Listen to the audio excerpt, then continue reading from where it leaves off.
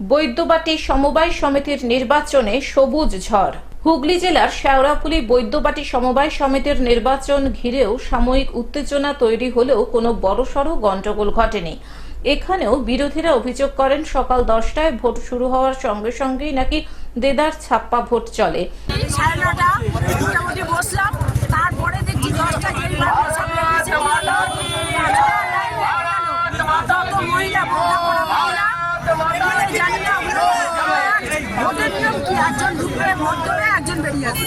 পুরো এক দল 50 জন ঢুকে গেল, বোরখা পরা মহিলা।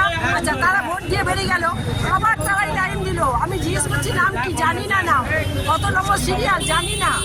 এবার আবার তারা আবার এলো, কিছুক্ষণ বাইরে গিয়ে আবার এলো, আবার তারা লাইন দিয়ে ভোট দিল।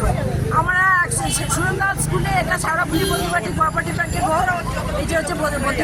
এর প্রতিবাদ স্বরূপ বিরোধী দলের প্রার্থীরা ভোট বয়কটের সিদ্ধান্ত নেন এবং দিনের ব্যস্ত সময় শেওড়াফুলি জমিদার রোডে তারা পুলিশকে ঘিরে বিক্ষোভ কর্মসূচি শুরু করেন। বেশ কিছুক্ষণ পথ অবরোধও চলে। বিজেপি প্রার্থী উনি ভেতরে, বিজেপির লোক, উনি ভেতরে এসে আমাদেরকে জিজ্ঞাসা করছেন যে আপনারা ভেতরে কি করছেন। আমাকে জিজ্ঞেস করছে আপনি কে হন। আমি তখন বলেছি আপনি কে হন। উনি কিন্তু কোনো পরিচয় দেয়নি যে আমি বিজেপি থেকে এসে আমাদের সাথে এরকম করছি।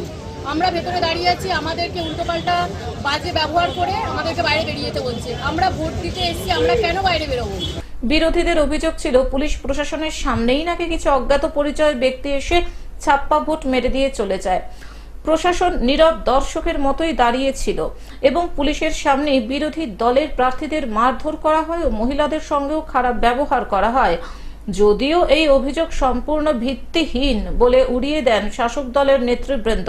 এই সমবায় কেন্দ্রের মোট 44টি আসনের মধ্যে বিজেপি, তৃণমূল এবং বাম কংগ্রেস জোটের প্রার্থীরা প্রতিদ্বন্দ্বিতা করেন। সারাদিন ভোট পর্ব চলার পর আজকে Baidyabati Sheoraphuli cooperative bank limited আজকে নির্বাচন শেওড়াফুলি সুরেন্দ্র স্কুলে ছিল, সুরেন্দ্রনাথ স্কুলে।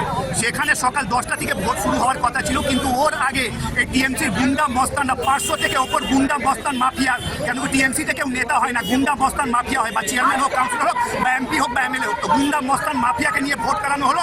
সিপিএমের ক্যান্ডিডেট হোক বা বিজেপির ক্যান্ডিডেট হোক বা যে কোনো ক্যান্ডিডেট হোক, সবার কলার ধরে ওরা মানে টেনে হিঁচড়ে বের করেছে। আর গুন্ডা মস্তানরা বলেছে যদি ভেতরে থাকবো তো আমরা খেলাবো। পরিষ্কার এই চটি চাটা বাংলা পুলিশ, যে মমতা বন্দ্যোপাধ্যায় বাঘের বাচ্চা পুলিশকে বেড়াল বানিয়ে দিয়েছে, এই পুলিশ দর্শক হয়ে টিএমসি কে সাহায্য করছিল।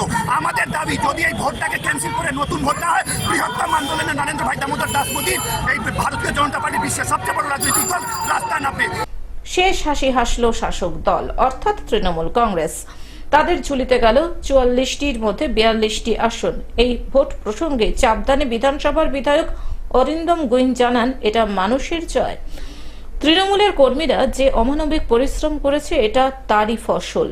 বিরোধীরা তাদের বিরুদ্ধে একের পর এক অভিযোগ আনলেও পশ্চিমবঙ্গের আপামর জনগণ তৃণমূল কংগ্রেসের পাশেই আছে এবং তারা দুহাত তুলে তৃণমূল কংগ্রেসকেই আশীর্বাদ করে চলেছেন।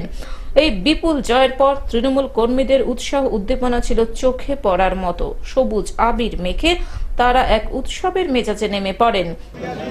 ধন্যবাদ জানাই এই কোঅপারেটিভ ব্যাংকের যারা মেম্বার ছিল, যারা স্বতঃস্ফূর্তভাবে তৃণমূল কংগ্রেসের প্রার্থীদের জিতিয়েছে, যারা মমতা বন্দ্যোপাধ্যায়ের প্রতি আস্থা রেখেছে, যারা তৃণমূল কংগ্রেসের প্রতি আস্থা রেখেছেন, তাদের ধন্যবাদ জানাই। এমনি বিগত নির্বাচনে আমরা দেখেছি যে বাংলার মানুষ তৃণমূল কংগ্রেসকে এতটাই বিশ্বাস করে যে বিগত 6টা যে উপনির্বাচন, সেখানেও তারা ঢেলে ভোট দিয়েছে, আশীর্বাদ করেছে। আসল কথা, বাংলার মানুষ 34 বছরের বামফ্রন্টকে দেখেছে যে দুর্নীতির সরকার ছিল, আর বাংলার মানুষ একটা সরকারকে, কেন্দ্রীয় সরকারকে দেখছে যারা শুধু মানুষকে ভাওতা দিয়েছে, মিথ্যে কথা বলেছে। সেখানে তৃণমূল কংগ্রেসই হচ্ছে মানুষের আশা ভরসা। হুগলি থেকে কৌশিক ঘোষের রিপোর্ট, গ্লোব নিউজ। এখন থেকে গ্লোব টিভি দেখুন আপনার স্মার্টফোনেও। গুগল প্লে স্টোর অথবা অ্যাপল স্টোর থেকে ডাউনলোড করুন গ্লোব টিভি লাইভ অ্যাপ। এছাড়াও জিও টিভি অ্যাপ থেকেও দেখুন গ্লোব টিভি লাইভ।